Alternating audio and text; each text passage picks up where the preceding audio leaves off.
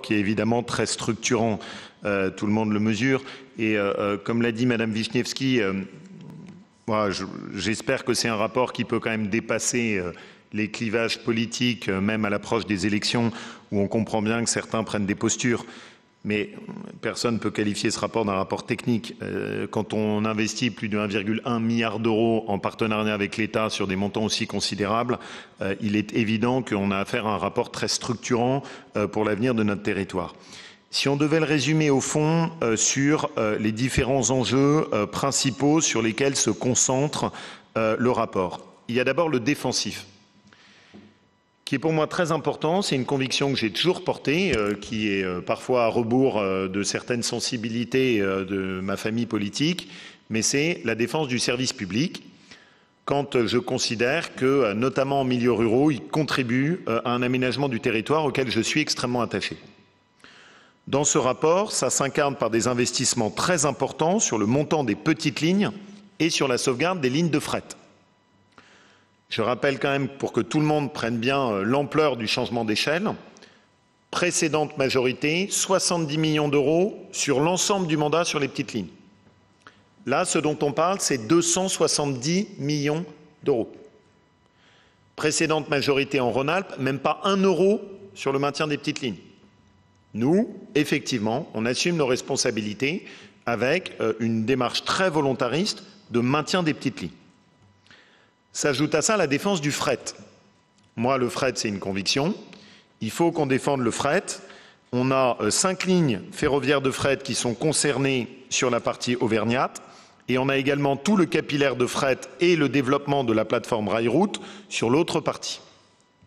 Ça, c'est le premier point qui est pour nous le défensif. Le deuxième point, c'est tout ce qui est tourné sur les usagers. Investir, par exemple, pour mettre en place de nouvelles rames sur la ligne Saint-Étienne-Lyon qui permettront d'avoir 300 passagers de plus. Je ne sais pas ce que M. Guerre considère comme étant technique et repoussé comme ça, mais aménager pour nous les gares, pour les personnes en situation de handicap, c'est structurant. Et c'est une honte de se dire que quand on a hérité de la région, la plupart des gares n'étaient même pas accessibles pour les personnes en situation de handicap. Et vous le savez, dans la conception que j'ai de notre région, cette question du handicap est extrêmement importante. Parce qu'on ne peut pas être une grande région si on n'a pas une démarche de respect pour les personnes qui sont en handicap. Et le handicap n'est jamais en soi une donnée, il dépend de la façon dont on facilite ou non la vie des personnes qui sont en situation de handicap. Et donc il y a, et pour moi c'est structurant, un très gros investissement qui est fait sur la mise en accessibilité des gares, avec quasiment 30 millions d'euros qui sont réservés pour franchir un cap de plus. Quand on parle d'investissement, c'est aussi l'amélioration de l'ensemble du fonctionnement de nos grandes gares. Je pense aux gares du Léman Express, sur la partie de la Haute-Savoie. Je pense aux aménagements qui sont en ce moment même faits sur Pardieu, Perrache, Saint-Étienne, pour essayer là aussi d'améliorer le confort des usagers et essayer d'avoir une amélioration. Mais je pense aussi, par exemple, à un certain nombre d'investissements qui sont faits pour allonger les quais et pour pouvoir là aussi apporter du confort supplémentaire. Le troisième aspect, c'est ce que j'appelle les investissements structurants. Les investissements structurants, c'est ceux qui nous projettent dans l'avenir. C'est Paris-Clermont, comme Laurence l'a très bien dit, où l'objectif est quand même de gagner 15 minutes, ce qui aujourd'hui dans le ferroviaire est assez rare, d'obtenir une régularité enfin de 90%, là où honnêtement le comportement de la SNCF est aujourd'hui une honte sur cette ligne, et d'offrir 9 allers-retours de plus. Je tiens à préciser que quand on fait cela, on sort de notre compétence, puisqu'on est sur une ligne qui est sur une ligne normalement 100% de compétence nationale. Mais, Madame Meignier, comme je vous l'ai indiqué, à chaque fois que c'est dans l'intérêt de la région, je travaillerai en partenariat avec les autorités nationales, quelles qu'elles soient, parce que je veux d'abord qu'on défende notre région. Enfin, s'ajoute à ça le travail sur les grosses étoiles ferroviaires, Lyon et Grenoble, où l'objectif est d'avancer dans le sens d'un RER métropolitain. Et pour le groupe RCES, je le dis tout de suite, mon objectif est que nous puissions travailler en commun pour avancer là-dessus sur des projets qui soient collectifs.